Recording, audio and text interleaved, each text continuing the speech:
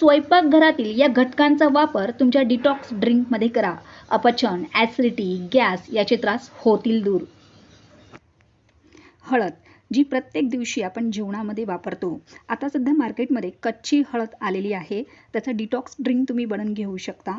त्यामुळे सर्दी, खोकला यापासून रक्षण होईलच, पण हळदीमधील कर्क्युमिन आतड्यांमध्ये चांगल्या जीवाणूंची संख्या वाढवण्यास मदत करते. पण हळदीच्या या ड्रिंकमध्ये चिमूटभर काळी मिरी पूड अवश्य घाला. हप्त्यातून 3 वेळेस 1 दिवस आड करून हे डिटॉक्स ड्रिंक तुम्ही घेऊ शकता.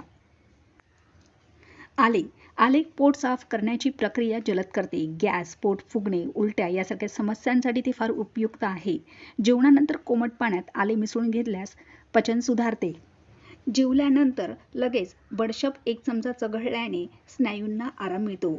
अडकलेला वायू बाहेर काढण्यास मदत करते. तुम्ही बडीशेपचा चहा देखील पिऊ शकता.